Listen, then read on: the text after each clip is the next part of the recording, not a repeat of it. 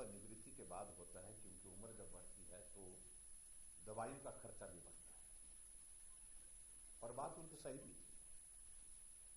ऐसी परिस्थिति में वो मांग करते थे कि जो 1/1/2005 से जो हमको एक सुविधा मिलती थी, जो प्रतिपूर्ति इसकी मेडिकल बिल की जो रिम्बर्समेंट होती थी, तो उसको फिर से बहाल किया जाए, उसको फिर से शुरू किया जाए।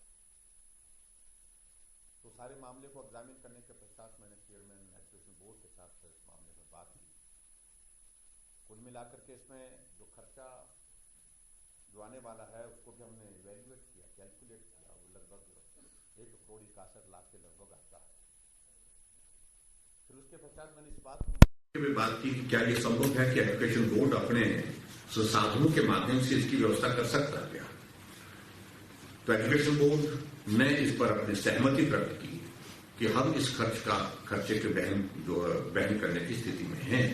अपनी जो हमारी आय है उसके अनुसार वो इसकी जिम्मेवारी हम लेते हैं। सारी बातों को सुनने के पश्चात हमने आज निर्णय लिया कि हमारी जो जितने भी हमारे जो स्कूल एजुकेशन बोर्ड के जो पेंशन धारक हैं, सेवानिवृत्त कर्मचारी हैं, उनको जो चिकित्सा प्रतिपूर्ति का लाभ जो है ये प्रदान किया जाएगा, और जिसमें लगभग साल का 1,61,00,000 के लगभग खर्चा आने की संभावना है।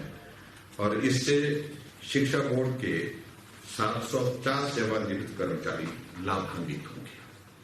मुझे इस बात को बताते हुए प्रसन्नता है कि एक अच्छा नंबर, साइजेबल नंबर जो है, जो कर्मचारी जो सेवानिवृत्त हुए उनको इसका लाभ मिलेगा। सर, कुछ मंडलों की बैठकें भी यहाँ पर हुई हैं, किस तरह की योजना पर जो है काम की? मंडलों की बैठकें जो हो रही हैं वो जानकारी आपको सारी नहीं दी जा सकती, लेकिन पार्टी के अंदर और सरकार के अंदर हम और बेहतर कैसे कर सकते हैं और अच्छा कोऑर्डिनेशन के साथ काम कैसे कर सकते हैं। और 2022 जो हमारे इस वर्ष के अंत में जो चुनाव होने वाला है हिमाचल प्रदेश में विधानसभा का, उस चुनाव में हम फिर से कैसे जीत सकते हैं, इस सारी चीज को लेकर के विस्तार से चर्चा हो रही है। और बहुत अच्छे सुझावों के साथ साथ जोश के साथ हमारे पार्टी के सब साथी काम में लगे। हिमाचल के मंडी में सर एक दुखद घटना हुई है, शराब का मामला जो सामने आया है सर, उसमें हमने SIT गठित कर ली है। बहुत दुखद घटना है, और जो उसमें शायद 7 लोगों की दुखद मृत्यु हुई है। हमने सभी जो मृतक परिवार हैं उनको 4-4 लाख रुपए देने की घोषणा की है। SIT कॉन्स्टिट्यूट कर दी गई है, और ये शराब कहां से प्रोक्योर किया गया, यानी कि कहां से लिया गया था, और उस सारे मामले की वो जांच होगी। और वजह क्या रही, उस शराब में क्या मिला दिया गया था, क्या कारण है जिसके कारण 7 लोगों की दुखद मृत्यु हुई है। एक्साइज डिपार्टमेंट भी सारे मामले की तफ्तीश कर रहे हैं, और मौके पर वहां पर पुलिस प्रशासन, आज मैंने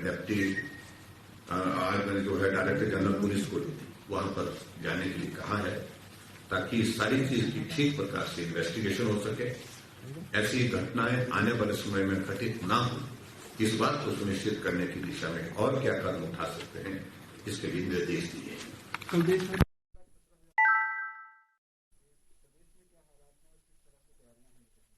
देखिए, जहां तक एक्टिव केसेस की अगर बात करें, हिमाचल प्रदेश में एक्टिव केसेस तो बढ़े हैं, इसमें दो राय नहीं।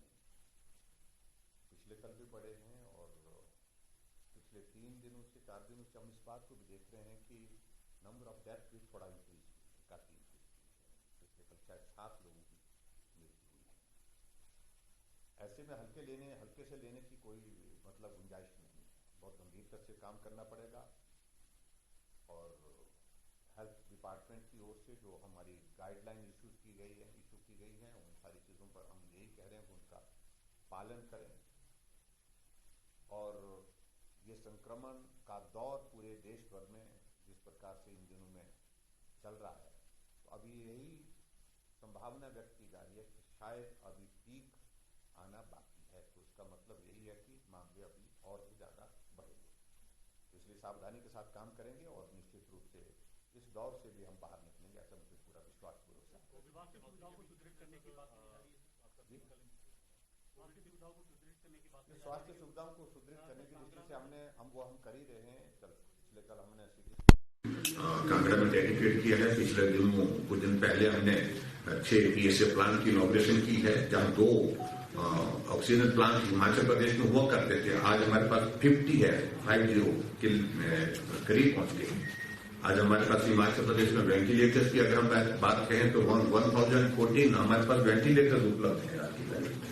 तो हेल्थ इंफ्रास्ट्रक्चर को स्ट्रेंथन करने की हम पहले से हम तैयारी किए हुए थे, लेकिन इतना जरूर है कि अभी के इस कोविड के संक्रमण के कारण बहुत बड़ी संख्या में हमारे health care workers, doctors, paramedical staff, nurses, सफाई कर्मचारी वो भी संक्रमित हो रहे हैं। वो हमारे लिए थोड़ा चिंता का विषय है। तो इसलिए बहुत सावधानी के साथ हम सब लोगों को भी समाज में एक जिम्मेवार नागरिक के नाते अपना दायित्व का निर्वहन करना है, ताकि कोविड प्रोटोकॉल का हम पालन कर सकें। सर, सीमेंट के दाम लगातार बढ़ रहे हैं सर, क्या इसके लिए भी कोई काम सरकारी?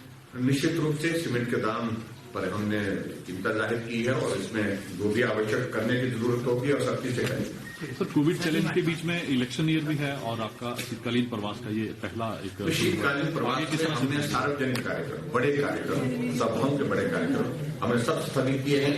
और ऐसे में हमने एक चीज सुनिश्चित की है, जो छोटी मीटिंग है वो हम कर रहे हैं। जो परमिशियल एक लिमिट हमने तय की है रिस्ट्रिक्शन के तहत सोशल गैदरिंग के लिए, जो डेवलपमेंटल वर्क है सर, उनको डेवलपमेंट वर्क जो है वो यथावत चलते हैं। Thank you very much.